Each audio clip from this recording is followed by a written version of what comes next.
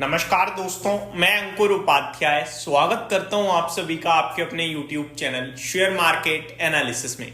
Finally जो finance market के लिए, देश के लिए, स्टॉक मार्केट के लिए सबसे इंपॉर्टेंट दिन होता है वो होता है बजट डे, और वो होता है 1 फरवरी को नॉर्मली, और आज वही था। बजट कैसा रहा दोस्तों? बाजार को देखोगे तो न्यूट्रल दिखेगा, क्योंकि यहाँ पे बाजार एट द एंड आपके लिए जहां खुला था ऑलमोस्ट वहीं कहीं दिख रहा है।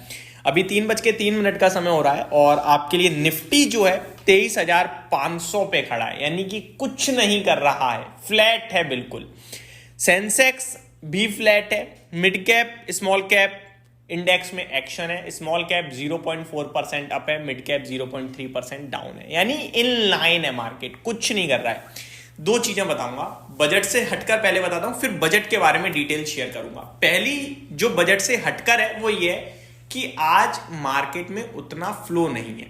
एफआईआई सैटरडे आज छुट्टी मना रही है, बजट पढ़ेंगे आराम से, मंडे से आपको एक्शन दिखेगा एक्चुअली में मार्केट को बजट कैसा लग रहा है। ठीक है जी, अब आता हूं बजट से रिलेटेड चीजों पे। सबसे पहले और सबसे बड़ी चीज बजट के लिए क्या होती है कि सरकार कितना रुपया खर्च करने वाली है भाई साहब ग्रोथ के लिए, तो वो होती है कैपिटल एक्सपेंडिचर। आपको याद दिलाना चाहूंगा 2024 1 फरवरी को बजट में सरकार ने 11,10,000 करोड़ का कैपिटल एक्सपेंडिचर अनाउंस किया था कि वो FY25 यानी करंट वित्त वर्ष में 11,10,000 करोड़ का कैपिटल एक्सपेंडिचर करेंगे, जो कि इतिहास का सबसे बड़ा केपेक्स था, और बाजार ने उसे काफी पॉजिटिवली भी लिया था। लेकिन जब साल खत्म होने को है, फाइनेंशियल ईयर की बात कर रहा हूं, तो आज जब बजट आया तो सरकार ने बोला कि 11,10,000 करोड़ तो हम खर्च नहीं कर पाएंगे, और उसको घटाकर 10,18,000 करोड़ पे कहा कि इतना खर्च होगा करंट फाइनेंशियल ईयर में। तो ये चीज बाजार को बिल्कुल पसंद नहीं आई, और जैसे ही ये अनाउंसमेंट हुई थी उस समय एक शार्प डिक्लाइन भी देखने को मिला। निफ्टी करीब 23,630 से 600 से गिरकर 23,350 तक आ गया, केवल इसीलिए कि हम उतना एक्सपेंड नहीं कर पाएंगे जितना हमने कहा था।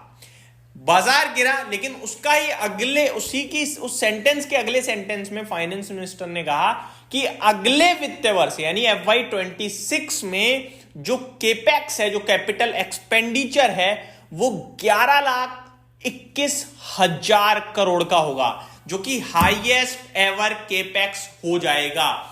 11,10,000 करोड़ से अगर आप काउंट करो 11,21,000 तो 10% का जंप है फाइनेंशियल ईयर पे। लेकिन जिस फाइनेंशियल ईयर के लिए 11,10,000 अनाउंस किया था उतना खर्चा नहीं कर पाए, बट एट द एंड अगले फाइनेंशियल ईयर में 10% का जंप जरूर दिख रहा है, वो भी हाई बेस से। ठीक है जी, तो कैपिटल एक्सपेंडिचर अगले फाइनेंशियल ईयर के लिए तो अच्छा है, लेकिन इस फाइनेंशियल ईयर में उतना नहीं हो पाया, जिसकी वजह से बाजार थोड़ा टूटता हुआ दिखाया आप सभी को। बीच में वापस से रिकवर कर गया, क्योंकि अब इस फाइनेंशियल ईयर का तो अंत हो गया, जितना होना था हो गया खर्चा। आप तो क्या ही करना है ना, अगले बार में ध्यान देना है जो अप्रैल से शुरू हो जाएगा। तो वहां 11,21,000 करोड़ का केपेक्स अनाउंस करा है, तो ये हो गई सबसे बड़ी बात। दूसरी बात होती है वित्तीय घाटा, फिस्कल डेफिसिट। सरकार खर्चा इतना कर रही है, कमा कितना लेगी?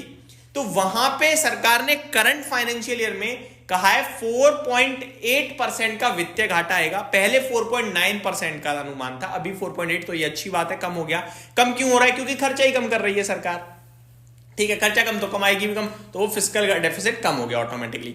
अगले वित्त वर्ष यानी FY26 के लिए गवर्नमेंट ने कहा है कि हमारा जो फिस्कल डेफिसिट है वो 4.4% पे रहेगा, यानी और इंप्रूवमेंट आएगी, और ये काफी पॉजिटिव था। तो दो चीजें क्लियर हो गई, फिस्कल डेफिसिट और कैपिटल एक्सपेंडिचर। आप सभी को अच्छे से पता चल गया होगा कि करंट वित्त वर्ष में सरकार ने कितना कहा था, कितना किया, और अगले वित्त वर्ष के लिए सरकार ने क्या गाइडेंस दी है। सेम आपको फिस्कल डेफिसिट का पता चल गया कि कितना कहा था, कितने पे अब कह रहे हैं, और अगले फाइनेंशियल ईयर के लिए क्या टारगेट दिया है। अब आता हूं दोस्तों मैं कुछ आपके फेवरेट सवालों पे। रेलवे शेयर्स क्यों गिर रहे हैं, ये डिफेंस स्टॉक्स क्यों गिर रहे हैं, शिपिंग स्टॉक्स क्यों गिर रहे हैं, या फिर ये इंफ्रा से रिलेटेड कंपनियां लाइक L&T, NCC या जो भी ये इंफ्रा से रिलेटेड है उनमें भी फॉल क्यों आ रहा है, इस तरीके के सवाल आपके दिमाग में होंगे। एक्चुअली में इसका जवाब मैं आपके साथ शेयर करूंगा, लेकिन अगली वीडियो में। इस वीडियो में आगे बढ़ते हैं थोड़ा सा। और तेजी में क्या दिख रहा है आपको? तेजी में दिख रहा है FMCG क्षेत्र, जिसके बारे में मैंने डिटेल में बात करी थी। क्यों दिख रहा है इसको मैं डिस्कस कर चुका हूं FMCG वाली वीडियो में, इससे प्रीवियस वीडियो। आप मेरा चैनल ओपन करोगे, चैनल ओपन नहीं होगा क्योंकि मेरा चैनल भारत में ब्लॉक है। इसके लिए आपको मेरा चैनल सब्सक्राइब करना होगा, अगर कर रखा है तो बहुत अच्छी बात है। नीचे यूट्यूब पे 3-4 आइकन्स होते हैं, इसमें एक आइकन होता है 3rd नंबर पे प्लस के साइड में सब्सक्रिप्शन का, जिसपे आप क्लिक करो। ऊपर आपको सारे चेहरे बने दिखते हैं जिनको आपने सब्सक्राइब किया है, उन्हीं में हमारे चेहरा जहां पे होगा शेयर मार्केट एनालिस्ट है, उस पर क्लिक करोगे तो सारी वीडियोस आपको वहीं पे दिखने लगेंगी सब्सक्रिप्शन में। चैनल ओपन नहीं होगा, लेकिन इस तरीके से आप हमारी सारी वीडियोस ओपन कर सकते हो। वहां पे आप देख सकते हो जिसमें मैंने प्रीवियस वीडियो बनाई है कि कंजप्शन को बड़ा बढ़ावा, जिसकी वजह से वो भागे हैं। अब कंजप्शन को बढ़ावा क्यों है वो सुन लीजिए। आज के बजट की हेडलाइन थी इनकम टैक्स के लिए बड़ी राहत। अब जो मिडिल क्लास है, जो हम और आप हैं, जो टैक्स पे करते हैं, पहले 7 लाख तक पे कोई टैक्स नहीं पे करना पड़ता था, अब 12 लाख तक की छूट हो गई है।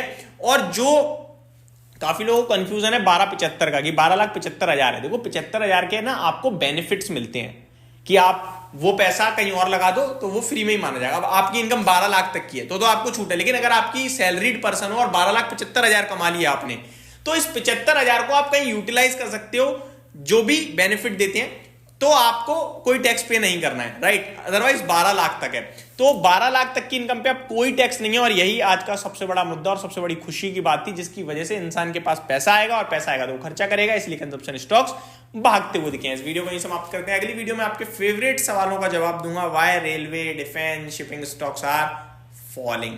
Thank you so much for watching this video. Have a great day guys.